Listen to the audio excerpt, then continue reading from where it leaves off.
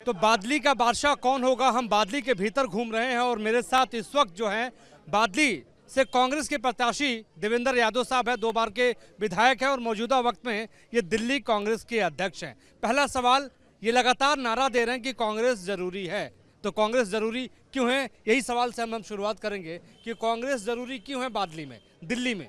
देखिए, अगर करप्शन से छुटकारा पाना है तो कांग्रेस जरूरी है, अगर महंगाई कम करनी है तो कांग्रेस जरूरी है, अगर बेरोजगारी कम करनी है तो कांग्रेस जरूरी है, अगर बुजुर्गों को पेंशन मिलनी है तो कांग्रेस जरूरी है, अगर गरीबों का राशन कार्ड बनना है तो कांग्रेस जरूरी है। और गली कूचों में जिस तरीके का गंदगी का माहौल है, अगर यहाँ पे सफाई चाहिए तो कांग्रेस जरूरी है, अगर हर महिला के खाते में 2500 चाहिए तो कांग्रेस जरूरी है। और इसी प्रकार से अगर मैं कहूँ हर व्यक्ति को स्वास्थ्य बीमा चाहिए 25 लाख का तो कांग्रेस ज़रूरी है। और इसी प्रकार से हर युवाओं के लिए 8500 रुपये हर महीना अगर चाहिए तो कांग्रेस ज़रूरी है। घर में राशन की किट आए और 500 में सिलेंडर आए जिसमें चीनी भी आए तो कांग्रेस ज़रूरी है। और अगर 300 यूनिट फ्री चाहिए तो भी कांग्रेस ज़रूरी है। इसलिए कांग्रेस ज़रूरी है क्योंकि कांग्रेस हमेशा ना सिर्फ सबका ध्यान रखती है, वो सबको साथ लेकर चलना भी जानती है, उसको शासन चलाना आता है। हमने 15 साल में कांग्रेस ने दिल्ली को जिस ऊंचाइयों तक पहुंचाने का काम किया, आज कहीं ना कहीं उसका 4 कदम पीछे हटते हुए आज पॉल्यूशन की हालत बहुत ख़राब है, आज यमुना की हालत ख़राब है, आज अगर मैं कहूँ बेरोजगारी और जो महंगाई है वो आसमान छू रही है। तो ये सारे ऐसे मुद्दे हैं जिससे ना सिर्फ दिल्ली त्रस्त है बल्कि बादली तो विकास के लिए भी तरस रही है। बादली में हमने अपने समय में जो काम किए, यही मैं सवाल आपसे करूंगा कि बादली में बादली से आप 10 साल तक विधायक थे और आपके वक्त में जो काम हुए उसको लोग चर्चा तो कर रहे हैं, बात तो कर रहे हैं, लेकिन 10 साल से आम आदमी पार्टी के विधायक हैं यहाँ पर, वो भी दावा कर रहे हैं, तो आपके सामने कितनी बड़ी चुनौती है? अब दावे की सच्चाई तो जनता जानती है।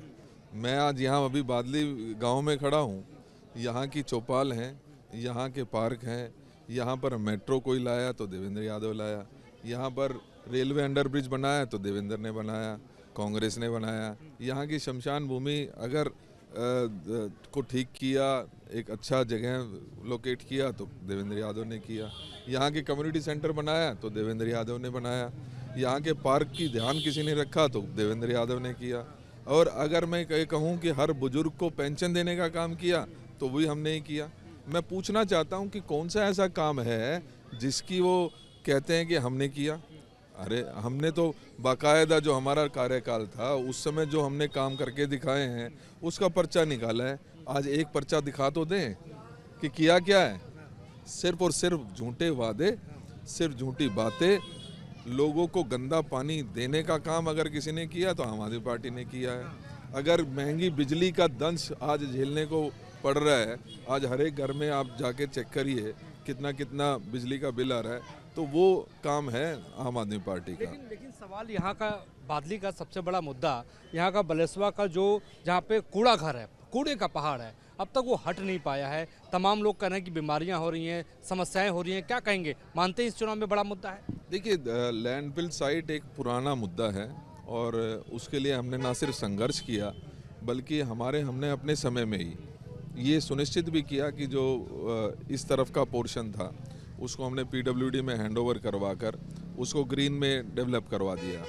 हमने जब बादली की जनता ने ये देखा कि ये कूड़े का पहाड़ लगातार बढ़ रहा है तो हमने अपने नेतृत्व में इसके खिलाफ ना सिर्फ जन आंदोलन किया बल्कि उसके लिए कोर्ट भी गए, उसके लिए एलजी का दरवाज़ा खटखटाया, उसके लिए हर वो दरवाज़ा खटखटाने का काम हमने किया जिसकी ज़रूरत थी।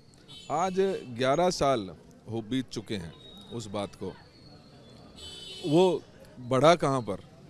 जो 2023 में जिस पहाड़ को ख़त्म हो जाना चाहिए था आज 25 में पहुँच गए हैं, आज वो ख़त्म होता तो दिख नहीं रहा है। तो ये जो शासन की कमियां हैं, जो ये प्रशासन की कमियां हैं और जिसमें आज भ्रष्टाचार पूरी तरीके से घुस गया है, ये उसका नतीजा है कि जो प्रोजेक्ट्स काम होते हैं वो पूरे ही नहीं होते हैं। मुझे याद है कि दिल्ली में यहाँ पे जब हम विधायक के रूप में थे तो हमने 125 करोड़ रुपए की सीवेज लाइन डालने का काम किया पूरे क्षेत्र में। आज दुख होता है कि 11 साल में उन सीवेज में कनेक्शन नहीं हो पाया, अभी तक कोई काम नहीं हो पाया। कनेक्शन नहीं हो पाया। हमने 7400 मकान गरीब लोगों को जो झुग्गी झोपड़ी में रहते थे उनके लिए 7400 मकान 2015 में तैयार करके दिए।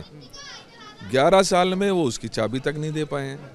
तो ये जो है आम आदमी पार्टी का शासन है। देवेंद्र भाई, आम आदमी पार्टी कह रही है कि वो भी फ्री बिजली देगी, वो भी फ्री पानी देगी, फ्री यूनिट देने की बात सब कुछ वो कर रहे हैं, फ्री किट देने की बात कर रहे हैं। तो कांग्रेस के वादे पे और आम आदमी पार्टी के वादे पर कितना डिफरेंस है? आप पे कैसे भरोसा करें? फर्क इतना ही है कि आम आदमी पार्टी वादे करती है, बात करती है, और कांग्रेस जो है वो काम करती है। कांग्रेस जो कहती है उसके पीछे राहुल गांधी जी का भरोसा है, कांग्रेस जो कहती है उसके पीछे खड़गे साहब का भरोसा है और कांग्रेस का भरोसा है। और ये बात मैं इसलिए कह रहा हूँ क्योंकि 2100 के फार्म यहाँ पर अभी कुछ दिन पहले आपने और ने देखा कि लाइन में लग के गरीब महिलाओं को बहका कर उनके 2100 के फार्म भरवाने का काम तो किया। लेकिन जब पंजाब में यही वादा 3 साल पहले किया था, वहाँ की महिलाएं जिस तरीके से यहाँ पर फॉर्म भरे गए थे वहाँ पर भी फॉर्म भरे गए थे, वहाँ भी कार्ड दिया गया था। अब जब वो यहाँ दिल्ली में केजरीवाल जी के घर पर आती हैं तो उनको डंडे मिलते हैं, उनको जेल जाना पड़ता है। लेकिन हमने जो वादा किया, चाहे कर्नाटका में 2000 रुपये की बात कही तो पिछले 1 साल से वहाँ पर मिल रहा है। हमने अगर झारखंड में ये बात कही तो 1100 रुपये चुनाव से पहले मिल रहे थे, 2500 का वादा किया, 1 महीना हुआ नहीं है, 2500 रुपये हर महिला के खाते में पहुँच गए हैं। हमने हिमाचल में बात कही तो हिमाचल में हम 1000 रुपये देने का काम कर रहे हैं। तो कहने का तात्पर्य ये है कि कुछ लोग ऐसे हैं जो सिर्फ बातें करते हैं। केजरीवाल जी जो अपने बच्चों की कसम खाकर उसके ऊपर मुकर जाएं तो उस व्यक्ति का क्या भरोसा है? चलिए, ये तो हो गई सियासी बातें, लेकिन सवाल ये है कि बादली को लेकर विजन क्या है और बादली के भीतर विजन, क्योंकि 10 साल तक देवेंद्र यादव विधायक थे, अगर आप जीतते हैं, आपकी सरकार बनती है तो क्या विजन होगा आपके लिए, क्या बदलेंगे बादली में? देखिए, आज बादली का जैसे मैंने पहले भी कहा कि हमने एक सुनियोजित तरीके से एक विजन के साथ इस बादली को आगे बढ़ाने का काम किया था। जहाँ जहाँ अंडरपासेस की ज़रूरत थी वहाँ अंडरपास बनाने का काम किया, जहाँ पर फ्लाईओवर बनाने थे वहाँ फ्लाईओवर बनाए, मेट्रो की ज़रूरत पड़ी तो मेट्रो खींचकर 4.5 किलोमीटर हम जहांगीरपुरी से अपने क्षेत्र तक लेकर आए। इसी प्रकार से चाहे वो स्टेडियम है बच्चों के, युवाओं के लिए, या छोटी छोटी समस्याएं हैं, जैसे बहुत सारी अनऑथराइज कॉलोनीज़ हैं, हमने वहाँ आइडेंटिफाई किए थे, प्लॉट्स पड़े हैं, वहाँ पर उनको कम्युनिटी सेंटर बना दिया जाना चाहिए था, आज नहीं है। वहाँ के सीवेज को प्रॉपर तरीके से चलवाना चाहिए था, वो आज गायब है। आज हर युवा जो हमारा है वो सशक्त रहे, उसकी व्यवस्था हमने की थी। हमने ये तय किया था कि अगर हमारे यहाँ पर कोई भी व्यक्ति ऐसा नहीं रहे जिसके ऊपर पक्की छत नहीं हो। मैंने अभी बताया आपको 7400 फ्लैट हमने बना के तैयार किए। उस विजन को हम आगे लेके जाना चाहते हैं, उसी विजन को आप आगे लेके जाना चाहते हैं। लेकिन हम अगर मेट्रो आज बादली तक पहुंची है तो कल स्वरूपनगर तक भी पहुंचनी चाहिए थी, वही मेट्रो कल राणा पार्क तक भी पहुंचनी चाहिए थी, लेकिन नहीं पहुंच पाई। एक कदम आगे। ये जो अंडरपासेस जो हमने बादली में, समयपुर में बनाए, एक छूट गया सिरसपुर का तो वहाँ पे काम नहीं हो पाया।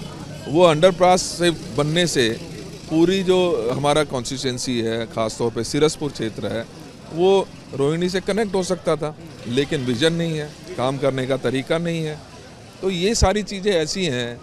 हमने स्टेडियम बच्चों के लिए तैयार कराने का काम किया, उसकी जगह चिन्हित की, उसकी बाउंड्री करवाई, उसकी भरत करवाया, 16 करोड़ रुपए सेंक्शन करा दिए रूरल डेवलपमेंट बोर्ड से, लेकिन एक ईंट लगी तो नहीं।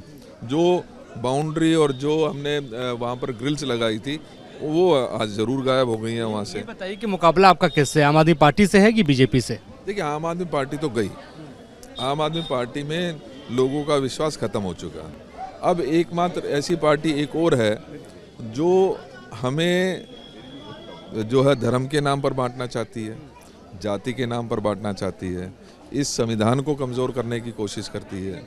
उस व्यक्ति, उनके कुछ ज़रूर हिंदुत्ववादी, मैं स्वयं हिंदू हूँ, मैं सभी देवी देवताओं को मानने वाला व्यक्ति हूँ, लेकिन मेरे मन में कभी ये भाव नहीं आया कि मैं जो और समाज है या और जाति के हैं या और धर्मों के लोग हैं उनको मैं अलग रखूं।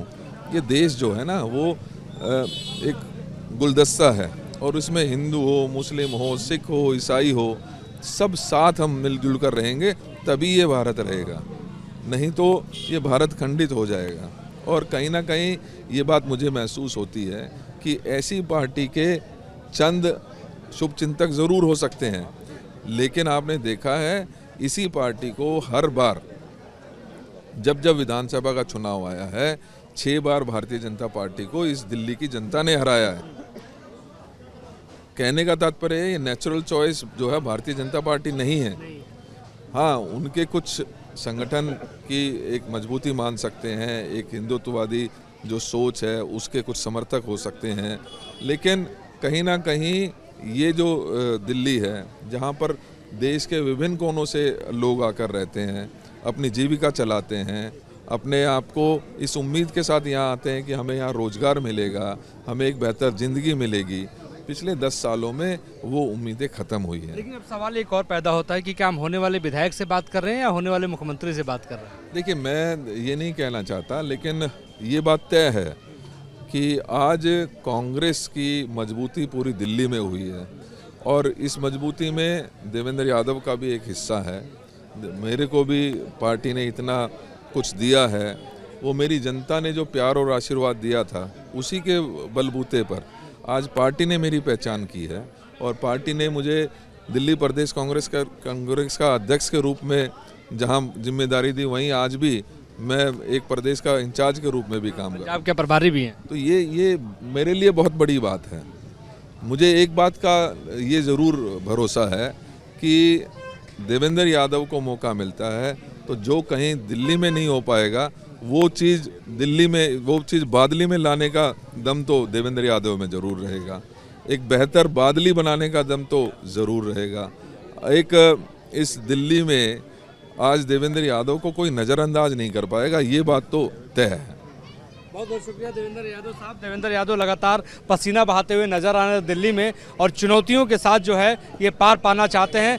बादली का बादशाह कौन होगा अब तो ये जनता जनार्दन तय करेगी, लेकिन चुनाव प्रचार के दौरान हमने देवेंद्र यादव से बातचीत की। इनका ये कहना है कि बादली में विकास होगा, बादली में बुनियादी मुद्दे हैं जो 10 सालों के भीतर नहीं हो पाए हैं। जब वो विधायक बनेंगे तो बादली की तस्वीर बदलेंगे। आज के लिए बस इतना ही। मेरे सहयोगी विकास कुमार राय के साथ मुझे ये इजाज़त। नमस्कार।